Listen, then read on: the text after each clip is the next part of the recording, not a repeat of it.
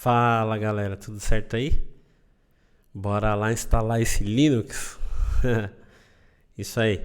Bom pessoal, rapidamente só algumas coisas importantes. Eu estou utilizando o VirtualBox. Depois, se você nunca utilizou, eu vou deixar o link na descrição.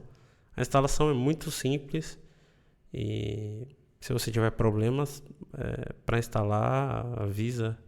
Manda lá no grupo do Whats, comenta aí no canal do YouTube e a gente com certeza vai te ajudar a instalar, beleza? Para esse vídeo eu estou partindo já do princípio de que o VirtualBox já está instalado e a ISO, o arquivo que a gente vai utilizar para fazer a instalação do Linux, ele também já está já foi feito o download, né? Estou partindo desses dois princípios, beleza? Vou deixar os links na descrição, vou deixar um textinho lá também e o material, né, o link para o material também escrito, né? Já tem uma galera que prefere o material escrito, né, Eliezer? Então, já eu deixo aí na descrição. Assim que eu finalizar a gravação, eu deixo aí, o vídeo já vai subir com esses links, beleza?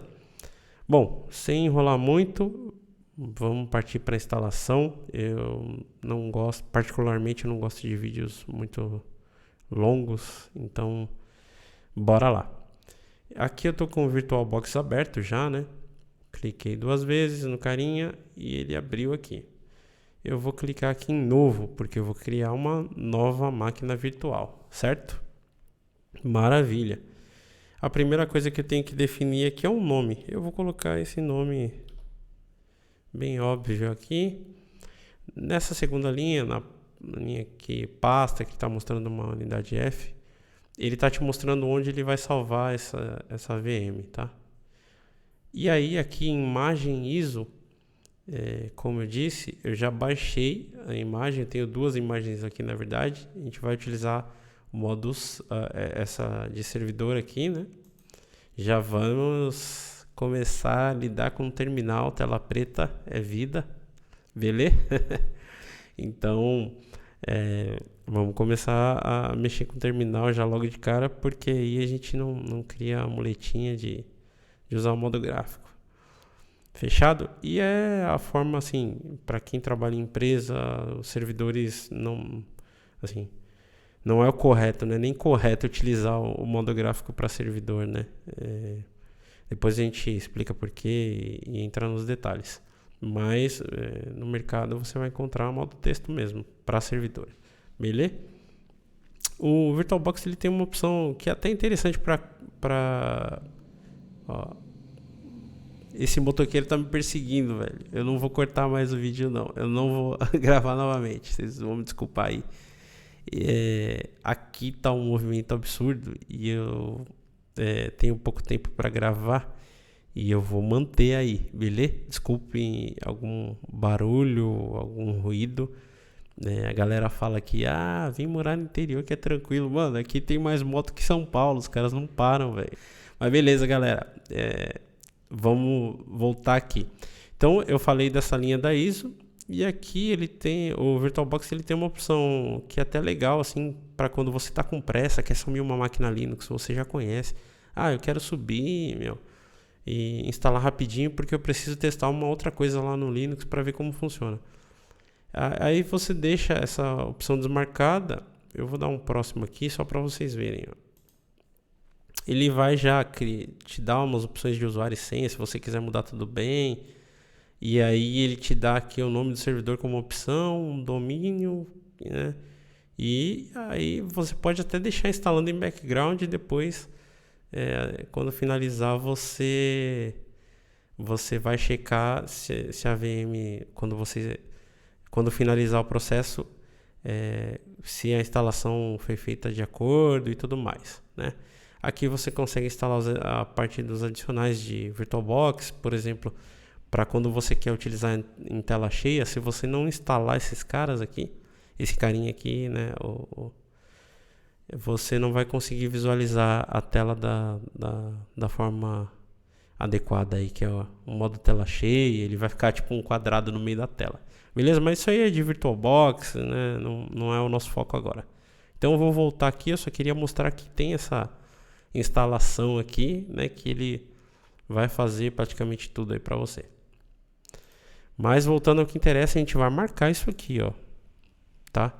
E aí tem um aviso, ó, você escolheu pular a instalação desassistida do SO convidado. O SO do convidado será instalado manualmente. Então é isso que a gente quer, né? A gente quer ver a bagaceira, a gente quer instalar mesmo e testar. Afinal de contas, a gente precisa aprender, né? Vamos lá, então marquei aqui, dei um próximo. Beleza, essa parte aqui, você vai definir quanto você vai deixar de memória para sua máquina virtual e quantas CPUs você vai utilizar para ela também, tá? Aqui vai depender muito da sua configuração, da configuração que você tem na sua máquina aí. Eu vou deixar assim mesmo, ó, 2 GB de RAM e vou usar um CPUzinho aqui, tá ótimo. Beleza? Vou dar o próximo aqui. Vamos lá. Agora eu preciso definir o tamanho do disco, né? Tudo isso aqui, essa primeira parte, é tudo do VirtualBox, tá? Eu só estou criando uma VM, não tem nada ainda a ver com o Linux. Eu estou criando uma máquina virtual rapidinho, só para que a gente consiga instalar o Linux. Então aqui é tudo do VirtualBox, por isso que eu estou passando rápido. Nossa ideia é falar da instalação do Linux, tá? Então aqui eu deixei esse espaço aqui em disco, eu tenho um total de 2 teras e aí vou deixar esses 25 GB aí para o Linux, para VM, tá? É só um teste, não vou pegar mais que isso. Já veio sugerido e aí eu vou usar, tá? É isso, eu não vou entrar nesses detalhes aqui porque é do VirtualBox, não é momento agora. E o meu medo é que o vídeo fique muito longo e a galera não aguente assistir. Beleza? Próximo. Aí ele vai te dar um panorama geral aqui, ó, de tudo que você escolheu. Beleza? E eu vou dar um finalizar aqui. Beleza, finalizei. Então a minha VM ela foi criada, né? E eu já apontei lá nas configurações a ISO, a imagem que ela vai usar para iniciar. E aí eu venho aqui e dou um duplo clique aqui na VM. Ó. Tranquilaço.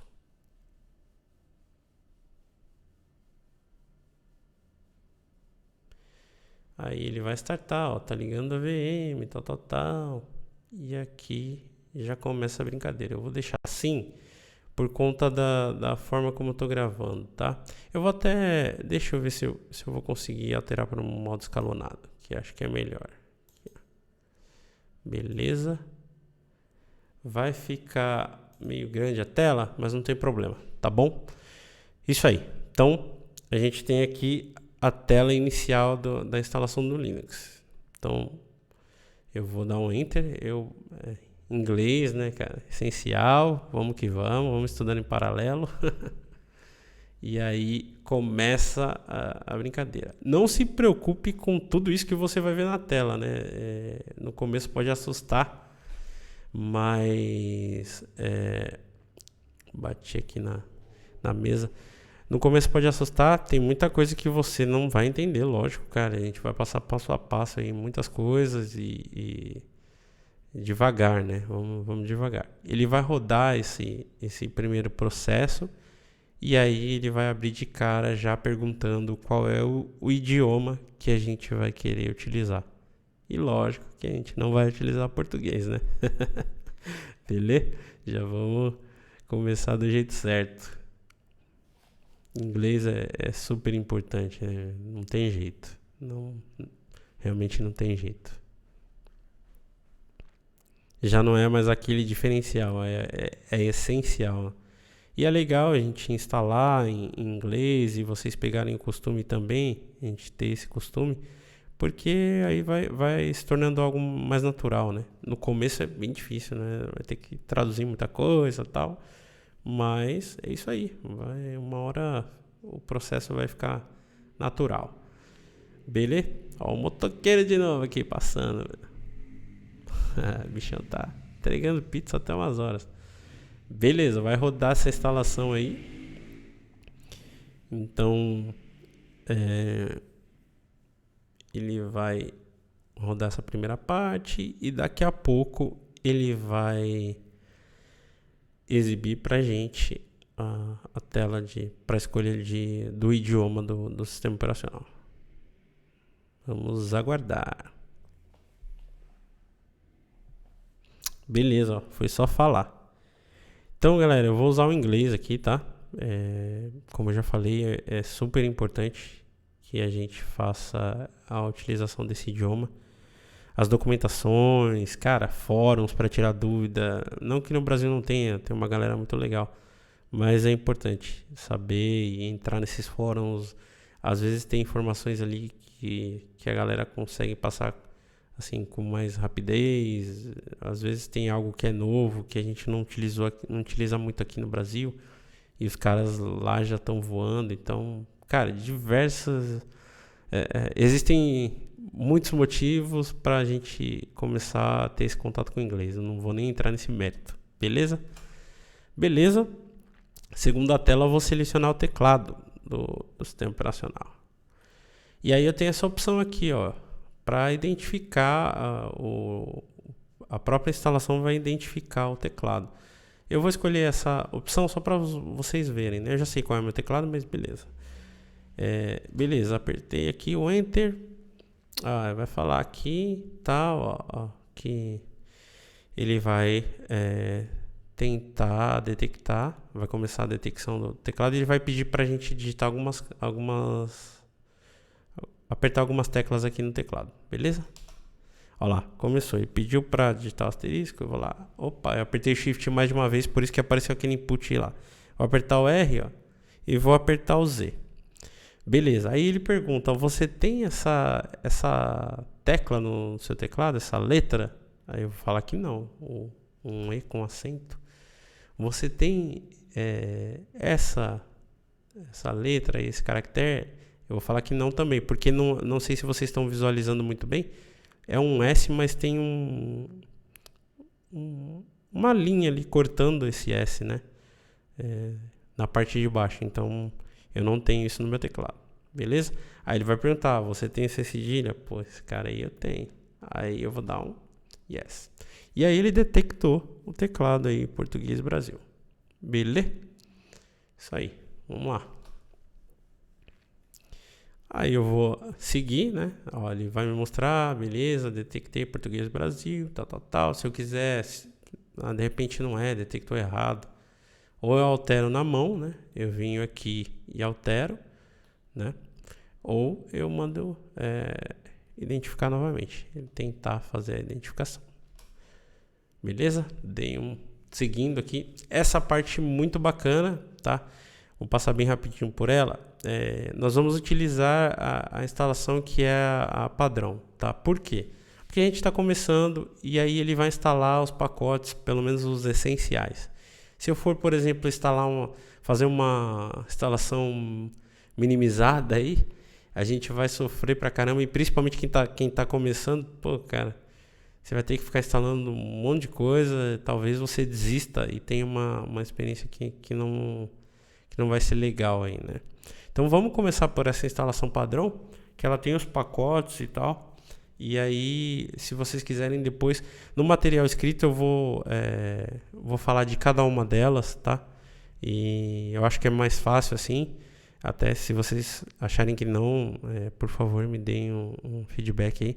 Mas eu acho mais fácil porque aí a gente não deixa o vídeo tão longo. Beleza? Vamos lá. Então vou usar essa instalação. Se eu quiser mudar aqui, é só subir com as setinhas. Estou olhando para baixo para ver o teclado. E aí eu dou um Enter aqui, um Enter aqui para selecionar. Beleza? Isso aí, galera. Vamos lá nessa instalação padrão. Aqui é um ponto muito legal. Ele detectou essa interface de rede, ENP0S3, a interface de rede, tá?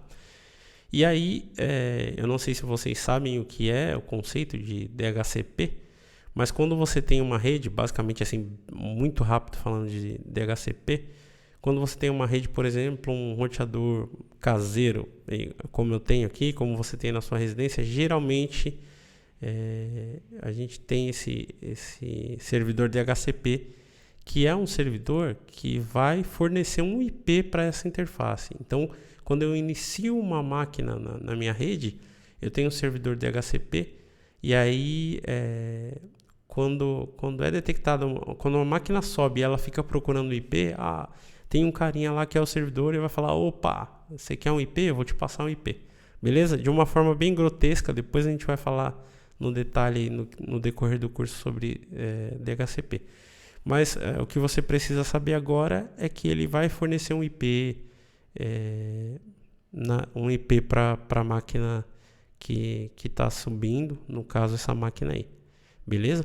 E esse IP ele vai mudar, tá? Se você desligar a máquina, muito provavelmente ele vai mudar, né? Tem um time, né? Mas enfim, a gente comenta isso mais para frente. Só queria falar um pouquinho da diferença. E aí, ao contrário do DHCP, o que eu posso fazer? Eu posso vir aqui no Edit IPv4, né? Que é onde tem as configurações aí do tipo de rede que a gente usa e tudo mais. Aqui está definido como automático, né? Então ele vai pegar da rede automaticamente um IP. Ou eu posso alterar isso aqui. Eu posso falar: não, eu vou definir manualmente. Eu tenho os dados da minha rede e eu vou definir aqui a subnet, que é a máscara de rede, o endereço IP. Eu vou definir o gateway. Ele está reclamando porque eu deixei vazio, tá? Eu vou colocar os servidores DNS e se eu tiver um domínio, eu vou definir o meu domínio, beleza? É possível, super possível, e existem algumas redes, algumas situações que você tem que setar na mão também, né? Eu já trabalhei em grandes empresas aí que por algum motivo, sei lá, estourou, o cara dimensionou mal aquela rede, então ele tem que ficar controlando ali o número de IPs que tem. E aí ele seta na mão, né? Tem diversas situações aí que a gente vai enfrentar que também a gente vai precisar setar algum tipo de IP na mão. Na verdade, a instalação de Linux ela tá cada vez mais escassa, né? E aí você vai falar: pô, por que você está mostrando a instalação? Cara, você tem que saber como funciona, né? Hoje em dia a gente tem algumas tecnologias como Docker, né? E até mesmo na máquina virtual, você já pega uma máquina virtual pronta e sobe ela, entendeu? Sobe essa máquina e já começa a trabalhar. Mas aqui a gente está começando do zero, então a gente vai ver a instalação, sim, é muito importante. Aqui, voltando, eu tenho uma terceira opção que é desabilitar essa interface de rede. Não quero usar ela agora, vou desabilitar, tá vendo? Tem essa opção. No nosso caso, aqui no meu caso, eu vou deixar para pegar automático do servidor DHCP e vou salvar, tá? Beleza? Aqui eu tenho a opção de criar uma bond, a gente cria um outro tipo de interface que é muito interessante, já utilizei, mas eu não vou tocar nesse assunto agora, senão vocês vão pirar, beleza? A gente configurou então agora a placa de rede. Beleza, maravilha, vamos seguir. Aqui está me perguntando se eu tenho um proxy na rede. Eu não tenho proxy. Se porventura você não sabe o que é um proxy, manda pra gente no grupo do WhatsApp, no YouTube. Nesse curso a gente vai chegar a falar de proxy, como que ele funciona. Já configurei muito proxy transparente na minha vida. Um Linux, Squid. Talvez você não saiba o que a gente está falando, mas tudo ao seu tempo a gente vai chegar lá, beleza? Hoje o foco é a instalação. Eu não tenho proxy na minha rede, eu não tenho nada que controle o acesso da minha rede ali, quem que pode acessar o que, por exemplo. Eu tenho bloqueios para os meus filhos, deveria ter, né? Mas eu bloqueio de outra forma. Mas beleza, então eu não tenho proxy. Você muito provavelmente, se tiver na sua casa, não vai ter, então segue a instalação aí. Beleza, aqui é um repositório oficial do Ubuntu, né? Onde ele pega os pacotes, onde ele vai baixar algumas coisas e a gente vai utilizar muito esse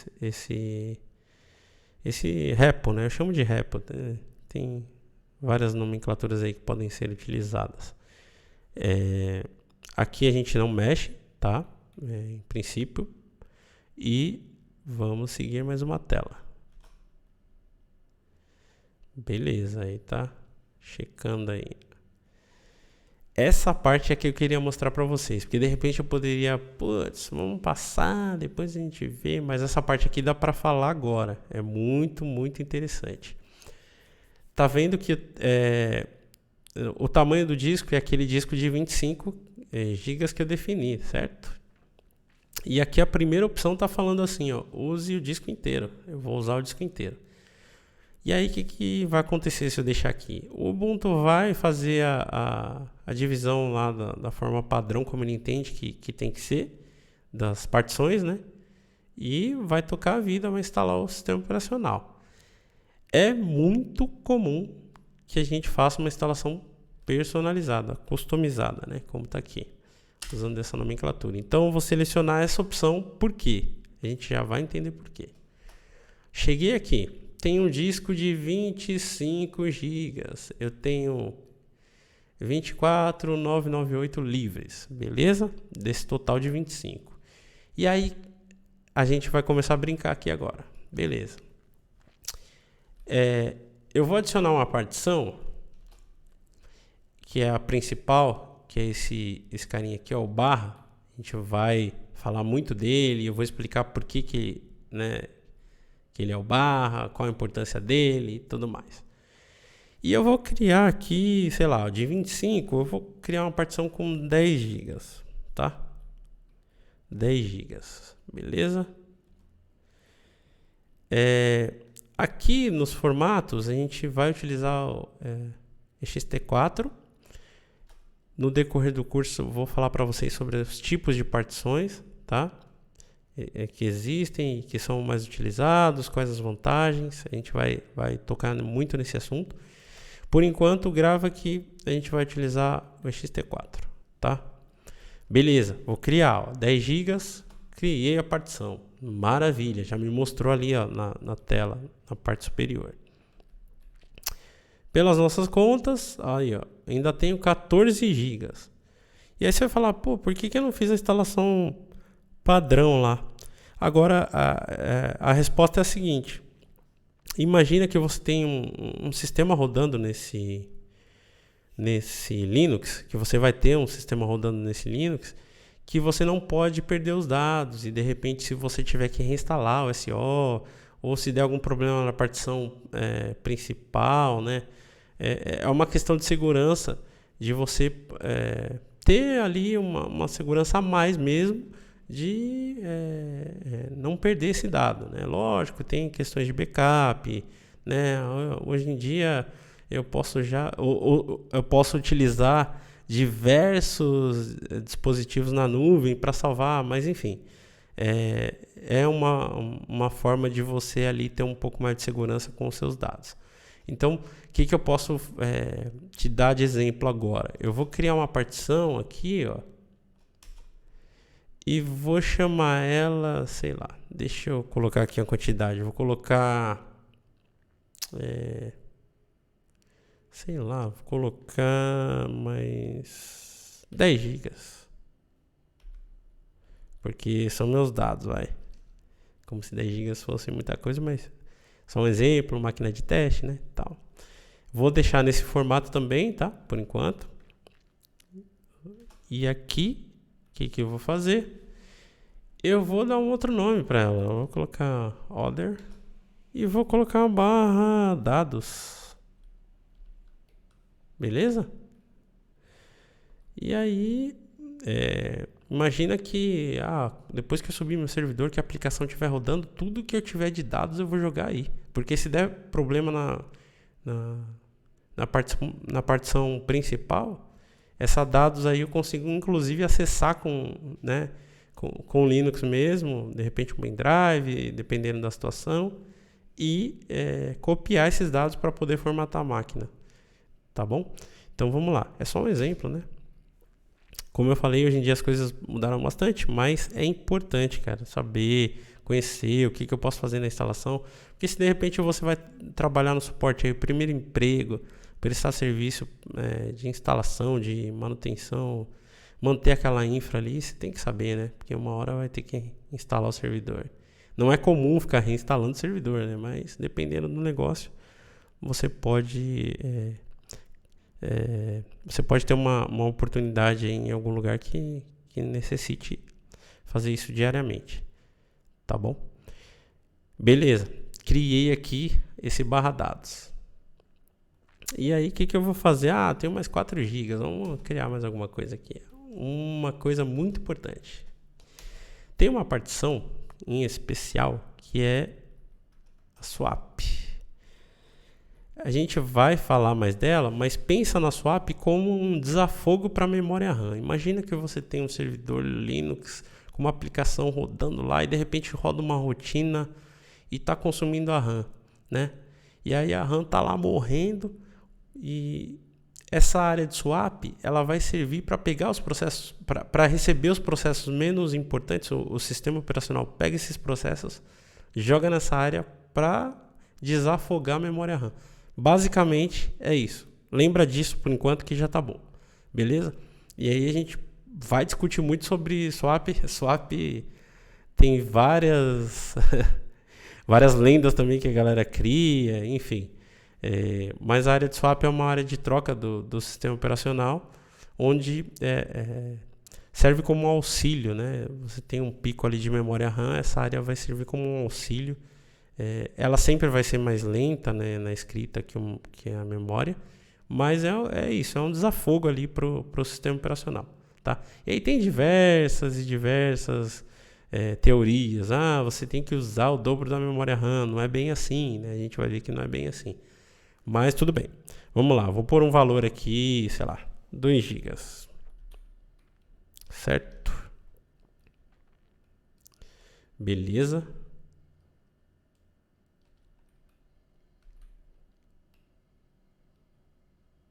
Deixa eu só fazer uma coisa aqui que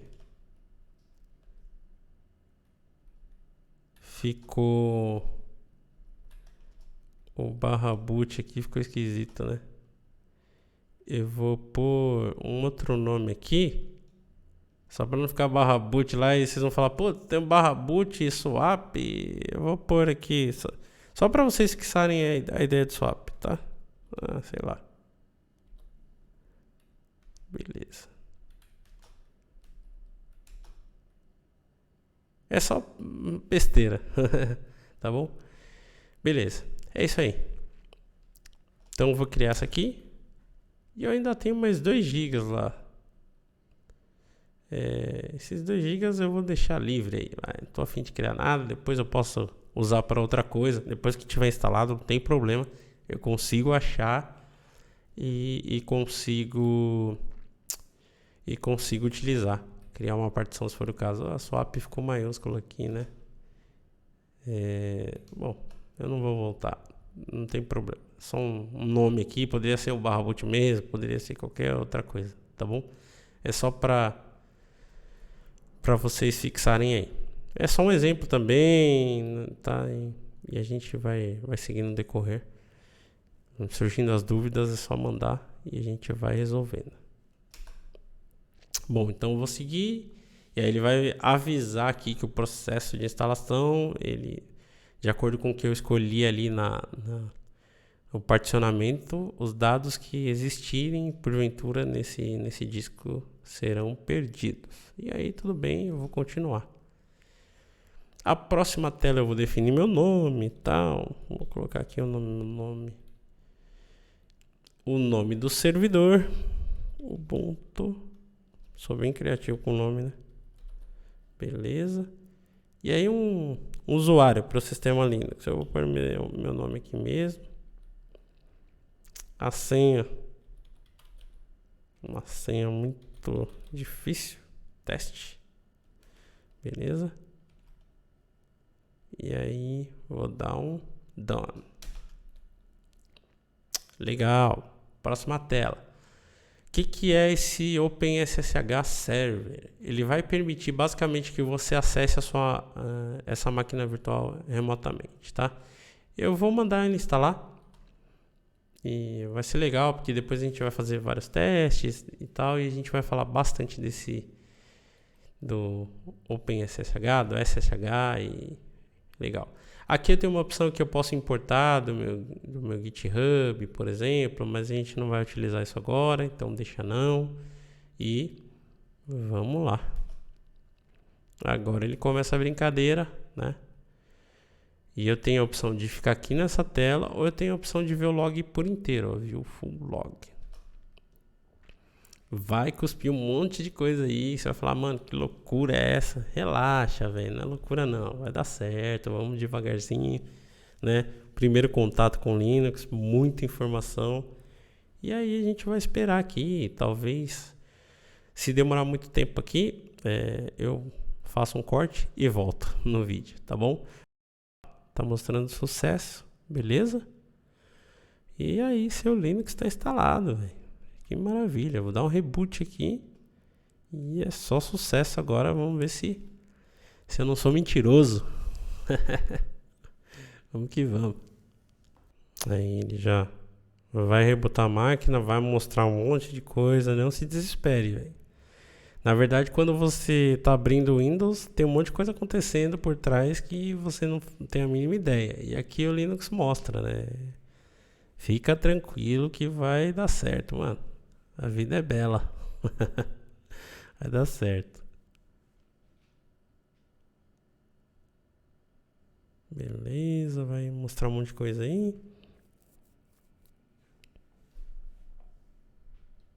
Tabela de rota, tal.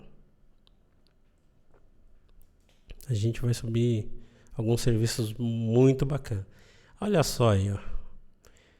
Se você chegou nessa tela, é sucesso. Seu Linux está instalado e a gente tá pronto para agora debulhar essa parada aí, entender o que é shell, começar a executar os comandos, mais para frente criar script. Eu vou só fazer o login aqui, ó. Deixa eu ver se eu não errar usuário e senha.